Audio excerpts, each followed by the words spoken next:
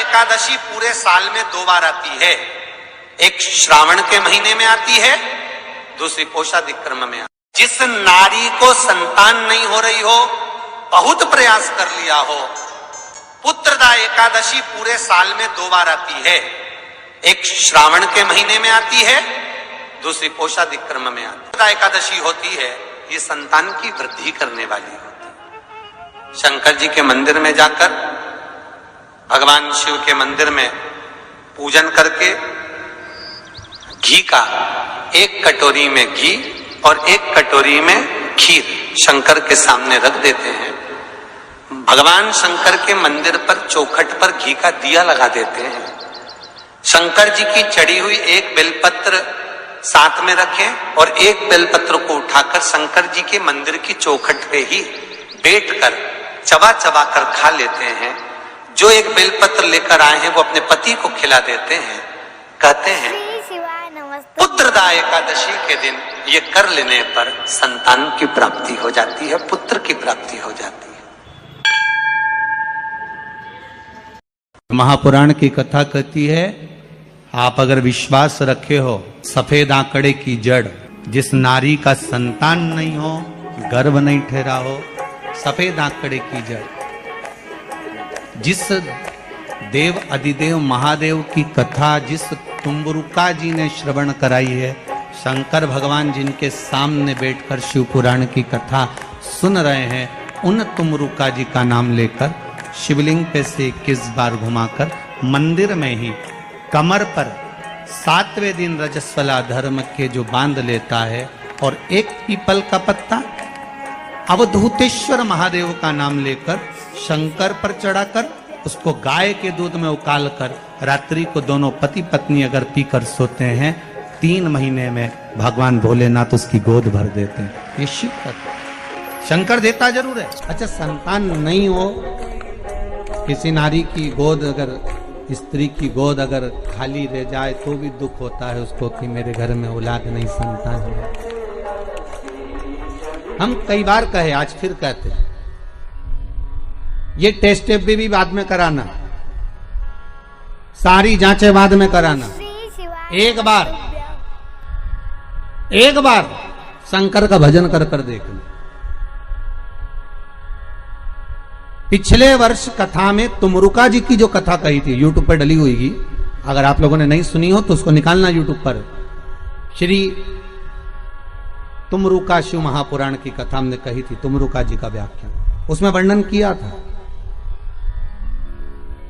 सब जगह से अगर हार जाओ और सारे रिपोर्ट आपकी आपने सब दूर दिखा ली, तो एक बार शंकर पर भरोसा कर कर तुमरुका जी का नाम लेकर सफेद आंकड़े की जड़ को शिव जी पे से रजस्वला धर्म के 7वें दिन 21 बार घुमा लो, नाम गोत्र बोलकर कमर में लाल धागे में बांध लो, पीपल के पत्ते शिव जी को चढ़ाओ, उठाकर लाओ, उस 1 पत्ते को रात्रि को गाय के दूध में उकालो और उस दूध को दोनों पति पत्नी पियो, साथ रहिए।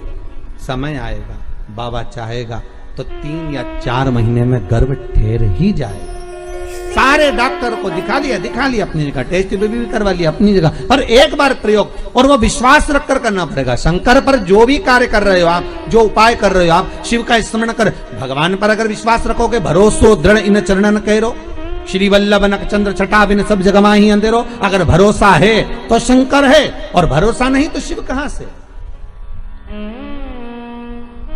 विश्वास लेकर अगर आए हो तो काम तो होगा। ये लोग काशी से आए हुए हैं, विश्वास लेकर ही तो आए होंगे कि हम जाएंगे शंकर की कथा में तो बाबा कृपा जरूर करेगा। कई लोग यहाँ पर बैठे हुए हैं जो विश्वास लेकर आए हुए हैं, दूर दूर से आए हुए हैं, केवल विश्वास लेकर कि भगवान कृपा करेगा किसी न किसी रूप में, मुझे विश्वास है कि बाबा मेरी सुनेगा। और फिर कहता हूं, कथा में अगर आपने मन लगा लिया, भले टीवी चैनल के माध्यम से श्रवण कर रहे हो, भले मोबाइल के माध्यम से श्रवण कर रहे हो, भले पंडाल में सुन रहे हो, बाबा से अगर दिल से आपने अगर कह दिया तो 3 महीना बहुत होता है सब कामना पूरी होने के लिए। मेरा बाबा आपको कुछ न कुछ दे ही देता है, बस आपकी रुचि के अनुसार सुख प्रदान कर ही देता। आप भगवान कृष्ण की 16,108 रानियां थी। कितनी रानियां? जम के बोलो जरा।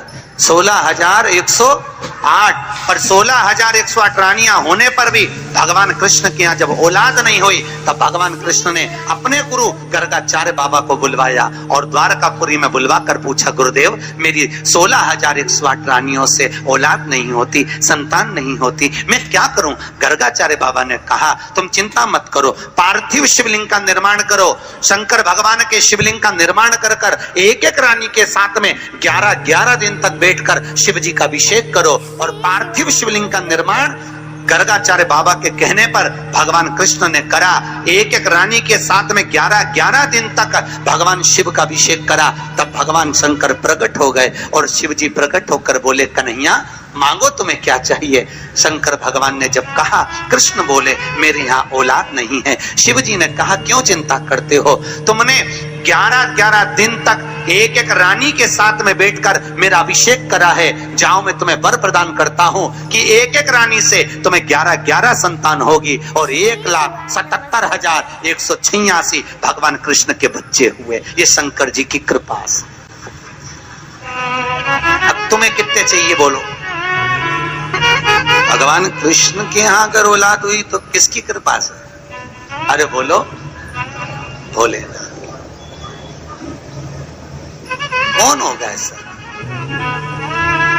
कितना करुणामय, कितना दयालु, कितना आनंद देने वाला। ब्रह्मलोक के देवता भगवान ब्रह्मा, बैकुंठ के देवता भगवान विष्णु और पृथ्वी का देवता अगर कोई है, इस मृत्यु लोक का अगर कोई देव है, तो वो देवों का देव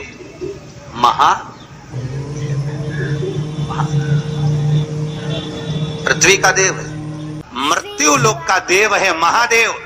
शंकर जी कहते हैं, भले तू ब्रह्मा को भज, चाहे तेरी मर्जी पड़े नारायण को भज, पर मृत्यु लोक का देव तो मैं हूं, पाला तो मुझसे पड़ना है ना, तब निपटूंगा तेरे से। अभी तू जा।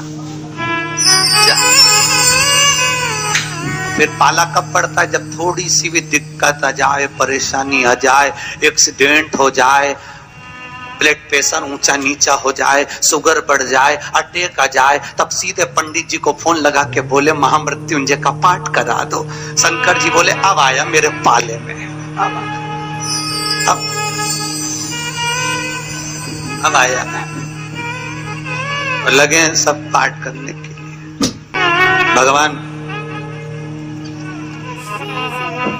नारायण का अगर विवाह भी कराने वाला कोई है लक्ष्मी से, तो वो मेरा शिव ही है। कौन ने कराया था विवाह? शंकर भगवान। क्या नाम है माता लक्ष्मी की, माता जी का? अरे यहीं तो कोई ऊपर बोल रहा था, गुरुजी हमारे गुलबर्गा में तो खूब कथा होती है, आपको मालूम है गुरुजी? खूब कथा हुए हमारे यहाँ, खूब कथा चले। तो हमने कहा अच्छी बात है, बताओ जल्दी से माता लक्ष्मी जी की माँ का नाम क्या? बोलो तो। हर हर महादेव। माता लक्ष्मी की माँ का नाम था ख्याति देवी। क्या नाम था? ख्याति देवी। कितनी लक्ष्मी हुई? अष्टलक्ष्मी। उसमें से नारायण को कितनी लक्ष्मी भी आई? 2 लक्ष्मी। एक माता ख्याति की पुत्री श्री लक्ष्मी और दूसरी समुद्र देवता की बेटी लक्ष्मी महालक्ष्मी। ये 2 लक्ष्मियां भगवान नारायण को भी आई। कौन कौन सी लक्ष्मी भी आई? जम के बोलो। एक श्री लक्ष्मी, कौन है ये? माता ख्याति की बेटी। और दूसरे नंबर पर महालक्ष्मी, कौन है ये? समुद्र देवता की बेटी। अब जिस नारायण भगवान के साथ में मंदिर में लक्ष्मी जी की पूजन करते हो, वो लक्ष्मी इन दोनों में से कौन सी? बोलो जल्दी।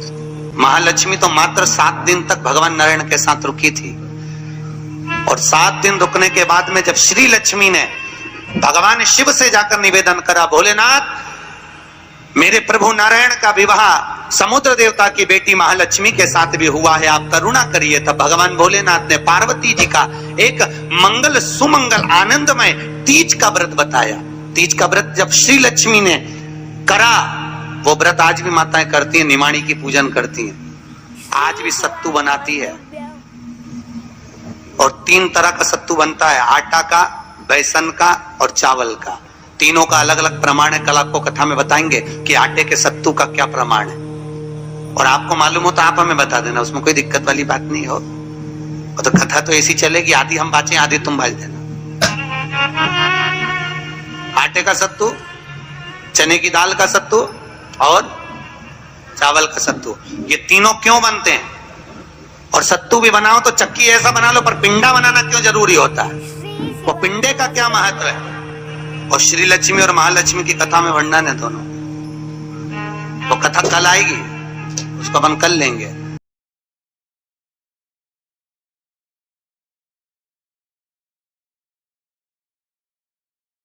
श्री शिवाय नमस्तुभ्यं। श्री शिवाय नमस्तुभ्यं।